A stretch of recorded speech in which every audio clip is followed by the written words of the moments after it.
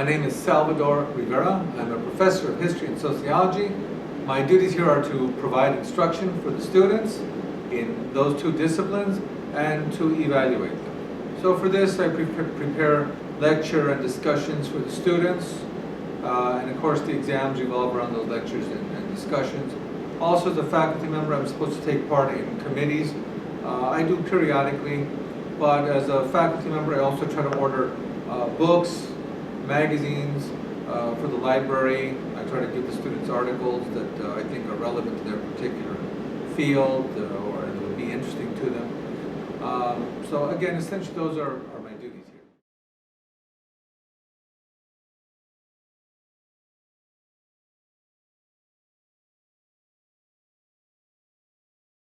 I think it's a marvelous invention. I wish it had been around when I was a child in the 60s and 70s. It's a tool for empowerment. Again, students can find out all sorts of information there on the internet.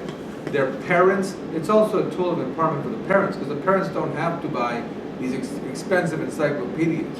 Students can log on and see, find out about, the origins of World War II, the outcomes of World War II, etc., etc.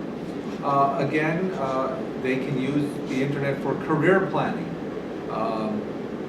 When I was a child, and if you wanted to be an airline pilot or the captain of a big cargo ship, and you wanted to find out how to get these jobs, nobody in the neighborhood could tell you, how to go about preparing for these positions. Nobody in the neighborhood was an airline pilot. Nobody was a sea captain. So you just have to wait until you get to high school or college, and even then they may not know. So again, I see the internet as being a great facilitator of empowerment. People can find out, for example, their rights now. I used to work in a public hospital. I used to see that people's rights were abused. They constantly complained they didn't know how to go about resolving these issues. Now you can find out your rights and the grievance process through the internet. You can find out laws of the U.S. government, the state of New York. You can find that there's whole legal libraries on the internet, dealing from everything from contracts to divorce law to civil rights law. It's fantastic. It's a remarkable invention. I don't think I or anybody else ever envisioned it. People have dreamed and written about flying to the moon. Jules Verne talked about going to the moon. They dreamed of all sorts of other inventions. I don't recall anybody ever dreaming about an invention like the internet or the computer. Strangely enough, or ironically, it was actually developed. Internet was developed as a program for the U.S. military, and then finally, I guess when the technology got out, they decided to develop it for civilian use. But it's phenomenal. Young people today have so much power at their fingertips. Young people today can be giants because of the internet.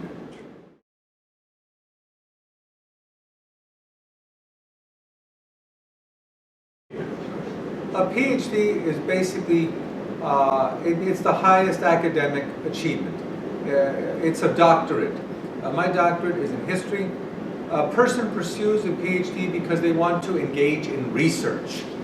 Now mind you, a lot of the professors here at SUNY Cobleskill have only a master's degree. That is more than sufficient to teach at this type of a college, which is a 2- and 4-year college. However, the PhD is for somebody that wants to go beyond that. They want to specialize in a particular field.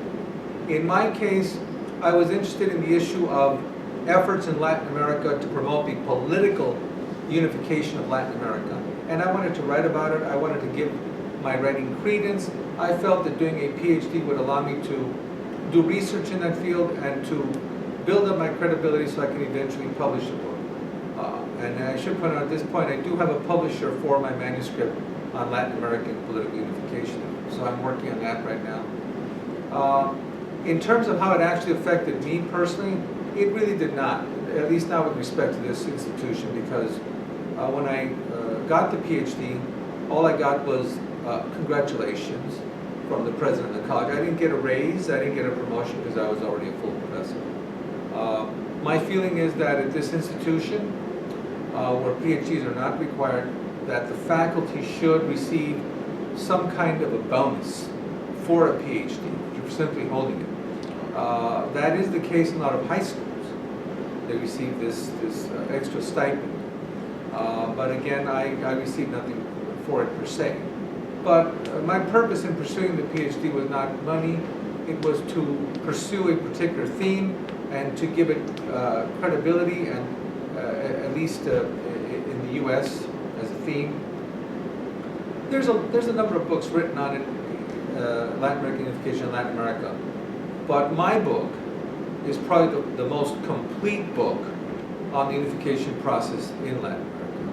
And of course, I think there's a lot of young people of Hispanic background in this country that would like to know about why so many problems exist in Latin America. It's because of fragmentation. And this book helps to explain the plight of so many poor people in Latin America, which is the result of this fragmentation. Again, it's not like the United States. Think of what would happen in the United States if instead of one country, we had 50 countries. What would happen to South Dakota and North Dakota? They would just spin off the earth. It would just implode economically. Each state would have tariffs against the products of every other state, and the people would become impoverished.